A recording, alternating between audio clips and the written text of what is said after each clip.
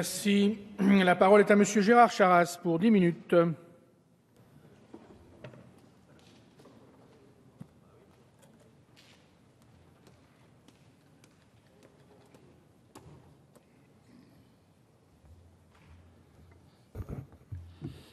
Monsieur le Président, Madame la Garde des Sceaux, Monsieur le Président de la Commission des lois, Madame la rapporteure, chers collègues, la loi du 30 octobre 2007 a institué le contrôleur général des lieux de privation de liberté, un acteur efficace devenu incontournable et respecté pour la qualité de son travail. Durant les 6 années de son mandat, le contrôleur, Monsieur Jean-Marie Delarue, a réalisé un travail d'investigation important que je tiens aussi à saluer au nom du groupe RRDP, tout comme je salue l'initiative de nos collègues sénateurs pour cette proposition de loi. L'institution de cette nouvelle autorité indépendante avait été d'initiative gouvernementale, mais dès 2001, le Sénat avait ouvert la voie en adoptant une proposition de loi créant un contrôle général des prisons. Puis était intervenue la signature du protocole facultatif de la Convention des Nations Unies contre la torture, qui confie aux mécanismes nationaux qu'elle crée la mission de prévenir la torture. C'est un bilan très positif, extrêmement positif, pour reprendre les termes de votre rapport, Madame la députée Laurence Dumont, que celui du contrôleur général. Ce bilan, c'est en premier lieu un grand nombre de visites. Des visites qui sont venues grâce aux différents rapports dressés par le contrôleur général des lieux de privation de liberté, nous éclairer sur la situation et le fonctionnement réel de ces lieux.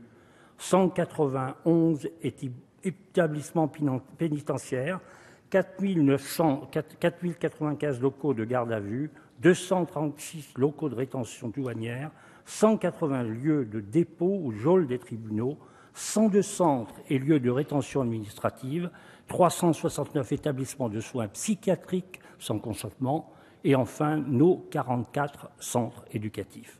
Je dis nos, car tous ces lieux sont de notre responsabilité. Les conditions dans lesquelles nous privons de liberté les personnes qui enfreignent la loi sont de notre responsabilité. Nous devons à toute personne le respect de sa dignité humaine. Blaise Pascal disait « Le droit sans dignité n'est que médiocrité et la dignité sans droit n'est que déraison ».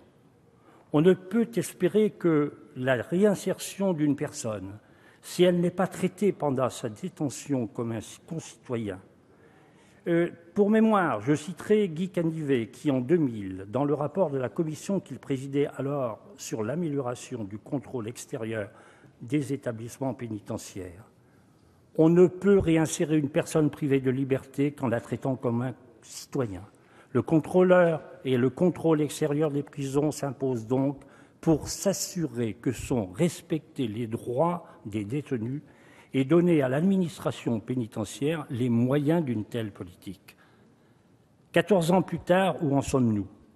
Si la nomination de Jean-Marie Delarue en 2008 a notamment fait évoluer les choses, il reste cependant beaucoup à faire, cela a déjà été dit. Et s'il a lui-même dénoncé nombre de dysfonctionnements depuis corrigés, il n'a pas été le seul.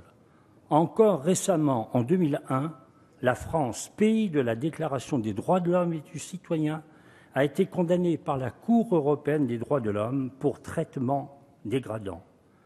Bien que l'établissement en question ait été fermé en 2009, il est inadmissible d'envisager et d'imaginer que de telles conditions existent encore dans notre pays. Et je passerai sur le scandale des geôles du Palais de justice de Paris, dont l'état plus qu'insalubre avait été dénoncé en 2009. En 6 ans, ce sont près de 800 de ces lieux qui ont été visités et parfois contre-visités par le contrôleur général. Ce dernier est doté du seul pouvoir d'adresser des recommandations au pouvoir public. Et si une partie de ces nombreuses recommandations ont été suivies d'effet par notre action législative, mais aussi celle de l'exécutif ou de l'administration, il l'a rappelé dans son rapport d'activité de 2013, d'autres recommandations sont restées lettres mortes.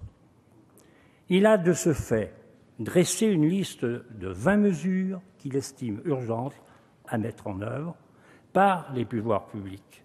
Ces mesures ne sont pas seulement des priorités de contrôle, mais se veulent aussi pédagogiques. En effet, pour que la situation change, il ne suffit pas seulement de produire des textes législatifs. Il faut également que les pratiques et les habitudes changent, ce qui, on le sait bien, n'est pas chose aisée. Ce changement doit être d'autant plus encouragé que certaines de ces mesures sont peu coûteuses. Il est possible de faire mieux avec les outils déjà à disposition et mieux pour tout le monde.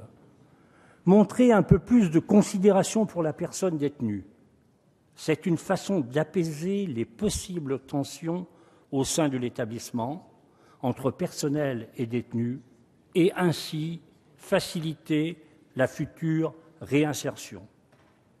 Nous allons bientôt discuter de la réforme pénale qui s'attaque à la thématique de la récidive, qui, contrairement à ce que certains essaient de nous faire croire, ne diminue pas en instaurant des peines planchers, en mettant tout le monde derrière les barreaux. Aller dans le sens des recommandations du contrôleur général, c'est donc aller d'ores et déjà vers une meilleure prise en charge des détenus pour assurer une meilleure réinsertion et donc une meilleure sécurité pour notre société. Des marges d'action sont encore possibles pour aller plus loin dans ce contrôle et s'assurer que nos prisons, nos cellules de garde à vue et tous les autres lieux de privation de liberté sont en adéquation avec les valeurs de notre République, le respect de la dignité humaine. Plusieurs axes d'amélioration ont été mis en évidence suite aux travaux de M. Delarue. Le premier serait de raccourcir les délais de présentation par le contrôleur général des lieux de privation et de liberté au ministre des observations qu'il formule suite à ses visites. Actuellement, il faut compter 2 ans. En moyenne, c'est en moyenne le laps de temps qui s'écoule entre la visite et la présentation des observations au ministre concerné. Mais pour parvenir à une réduction de ce délai sans pour autant diminuer la qualité du travail réalisé par le contrôleur, il apparaît comme nécessaire que les moyens alloués à cette autorité, assez limités pour le moment, soient réévalués. Cela a été très justement souligné par notre rapporteur. Autre marge d'action, la visibilité des suites données aux observations du contrôleur et qu'elles soient davantage rendues publiques. C'est en effet un sujet qui mérite plus de publicité et que nous, parlementaires, devons porter. Afin de renforcer l'efficacité du travail du contrôleur, 4 objectifs sont poursuivis par la présente proposition. Tout d'abord, clarifier et conforter les pratiques mises en œuvre dans l'exercice de sa mission. Il est prévu que le contrôleur puisse à l'avenir communiquer ses observations à l'autorité responsable du lieu en question, alors qu'aujourd'hui, seuls les ministres sont destinataires de ces remarques. La réponse des ministres est également rendue obligatoire dans un délai maximal que le contrôleur détermine lui-même. Et surtout, ce texte rend systématique la publication des avis, recommandations et autres propositions formulées par le contrôleur. En renforçant ainsi la transparence, renforcement de l'efficacité du contrôle, c'est cela qui peut arriver, ainsi que son impact. Autre point important de cette loi, il est prévu de mieux protéger les personnes qui communiquent avec le contrôleur général pour éviter tout risque de pression qui les dissuaderait de dénoncer toute situation anormale. Est également élargie la panoplie des documents auxquels le contrôleur peut avoir accès. Pour établir la réalité des faits qui lui sont dénoncés, il doit avoir accès à l'ensemble des informations disponibles, même celles normalement couvertes par le secret médical, si c'est dans l'intérêt de la personne concernée et que celle-ci y consent. Vous l'aurez compris, le groupe RRDP est favorable à ce texte, au renforcement de la mission si importante effectuée par le contrôleur général des lieux de privation de liberté et à son élargissement. Au 1er avril, on dénombrait en effet 68 859 détenus, triste record du nombre de personnes incarcérées, pour une capacité, ça a déjà été dit, mais je le répète, une capacité opérationnelle de 57 680 places. Et c'est bien sûr sans compter les personnes placées en garde à vue.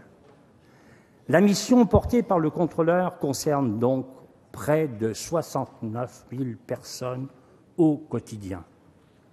Cette loi touche à un sujet qui nous est cher, le respect de nos libertés fondamentales.